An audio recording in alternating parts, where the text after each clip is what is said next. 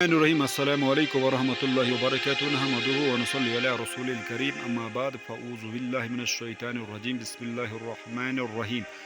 مرنے کے بعد کیا ہوگا؟ مرنے کے بعد کیا ہوگا؟ غور سے سامعین و ناظرین سننا اور اس کو خوب شیئر کرنا تاکہ اگر کوئی بھی اس پہ عمل کر لے، مرنے سے پہلے مرنے کی تیاری کر لے، آپ اور ہمارے لیے نجات کا ذریعہ بنے گا۔ مرنے کے بعد کیا ہوگا؟ حضرت ابو ہریرہ رضی اللہ تعالی عنہما کہتے ہیں کہ رسول اللہ صلی اللہ علیہ وآلہ وسلم نے فرمایا، جب میت دفن کی جاتی ہے تو اس کے پاس دو سیاہ کیر آنکھوں والے فرشتے آتے ہیں۔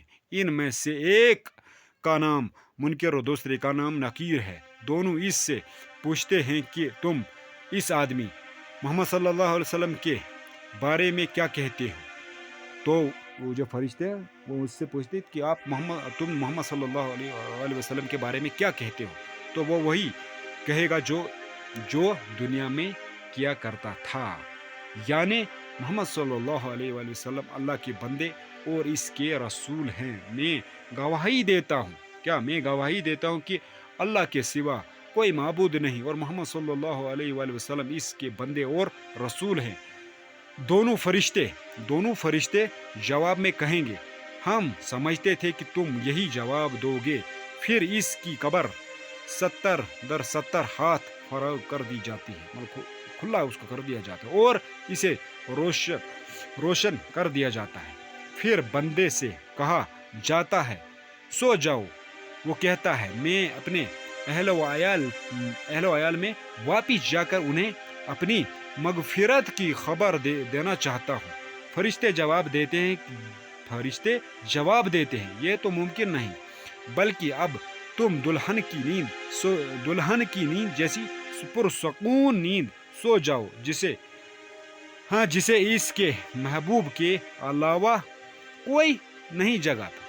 چنانچہ وہ سو جاتا ہے یہاں تک کہ اللہ ہی اسے قبر سے اٹھائے گا، اور مرنے والا اگر منافق ہو تو وہ فرشتوں کے سوال کے جواب میں کہتا ہے، کیا کہتا ہے؟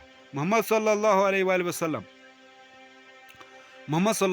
وسلم کے بارے میں بھی وہی کچھ کہتا ہوں جو لوگوں کو کہتے سنا تھا، اس کے علاوہ میں کچھ نہیں جانتا۔ تو دونوں فرشتے کہتے ہیں ہمیں معلوم تھا تم یہی جواب دو گے۔ پھر زمین کو حکم دیا جاتا ہے کہ تنگ ہو جا، چنانچہ وہ تنگ ہو جاتی ہے اور اس کے پسلیاں ایک دوسرے میں گھس جاتی ہیں۔ منافق اپنی قبر میں قیامت تک اسی عذاب میں مبتلا رہتا ہے۔ سننے سے یہ حدیث کا آگے حوالہ بھی دیا گیا ہے، سامنے دیکھیں ترمذی اور آگے سنن ابن نسائی، یہ حدیث نمبر 856 ہے۔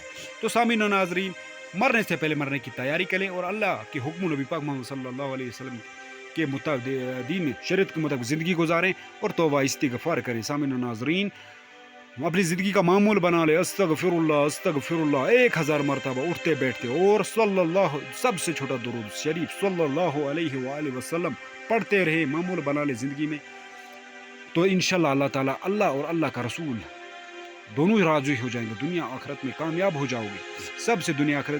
دنیا آخرت کی سب سے بڑی کامیابی یہی کہ اللہ کا رسول ہم سے راضی ہو جائے۔ توبہ استغفار کرو، خوب اللہ کے نبی صلی اللہ علیہ وآلہ وسلم کے طریقے پر چلو اور توبہ استغفار درود کی خوب کثرت کرو۔ معمول بنا لو زندگی میں 1000 مرتبہ استغفار اور 1000 مرتبہ درود شریف۔ تو سامعین ناظرین، ویڈیو پسند آنے کی صورت میں لائک بھی کریں، چینل کو ایسی ویڈیو ملتی رہیں گی، اور سب کی نیت سے خوب شیئر کریں، لائک بھی کریں، کمنٹ میں ضرور اپنی رائے کا بھی اظہار کریں۔ اپنا خیال رکھیں، اللہ حافظ، جزاک اللہ۔